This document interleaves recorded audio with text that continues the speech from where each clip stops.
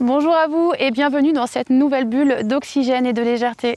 Alors aujourd'hui, je vous invite en plein cœur de la forêt profiter des puissantes énergies qui y circulent et à la rencontre tout simplement des arbres et du vivant. Et connaissez-vous aussi cette célèbre pratique au Japon que l'on appelle le Shirin-yoku, plus communément appelé chez nous bain de forêt ou sylvothérapie. C'est ce que je vous invite à découvrir dans notre sujet du jour.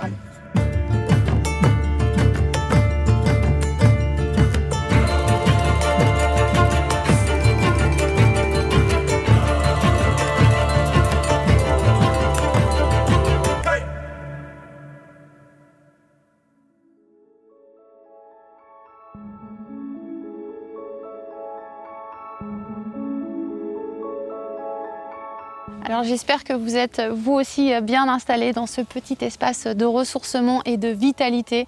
La forêt, tout un espace qui nous invite justement à la reconnexion à nous et aux vivants. Et peut-être déjà pouvez-vous ressentir les effets apaisants de la couleur, le vert, et puis peut-être pouvez-vous ressentir aussi les odeurs qui s'en dégagent et qui agissent comme ça sur la diminution notamment du stress et de la pression artérielle.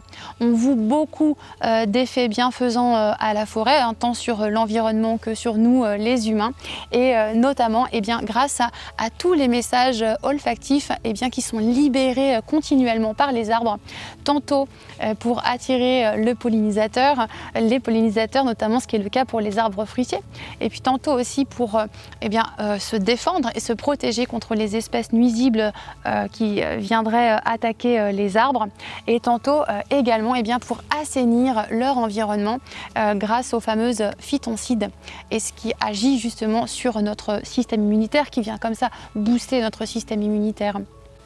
Le Shirin-yoku, une pratique médicale populaire au Japon, un art qui existe depuis des dizaines d'années là-bas et que l'on pratique ici dans notre pays plus communément sous le nom de sylvothérapie ou de bain de forêt.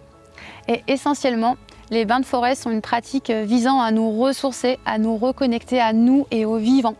Cette médecine de la forêt nous invite à nous rapprocher de la nature, de son harmonie, afin de nous reconnecter à notre capacité innée à nous guérir. Tout l'art des bains de forêt consiste à se relier aux arbres et aux végétaux et à embrasser la nature par l'intermédiaire de nos sens. Alors autant de bonnes raisons pour se balader en forêt et inviter comme ça à profiter pleinement de tous les effets sur notre bien-être et sur notre santé. On peut aussi pratiquer quelques activités méditatives, éveil des sens, marche consciente, yoga, tai chi, faire des câlins aux arbres aussi, pourquoi pas, pour se connecter avec eux, et toute autre activité énergétique qui permette de se relier à la nature. Mais cet espace est aussi le lien propice à la création, un espace de pleine conscience, de pleine présence, un espace sacré. Car en effet, c'est dans cet espace précieux et sacré de la forêt que l'on peut ressentir, lorsque l'on est pleinement présent, tout simplement notre lien avec le vivant et presque même la sensation de ne faire qu'un avec elle.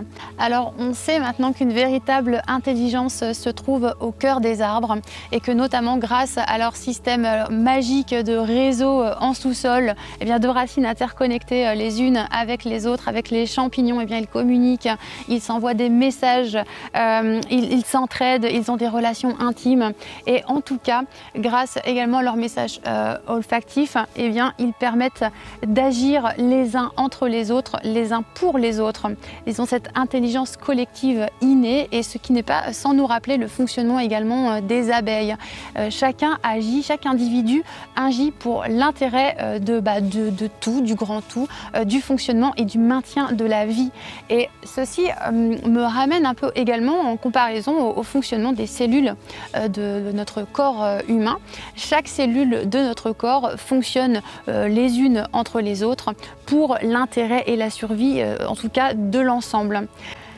En cela, s'inspirer du vivant pour œuvrer chacun à son niveau et à sa manière dans l'intérêt de tous, et trouver sa raison d'être pour le collectif et au-delà de nos besoins propres et davantage liés à l'ego.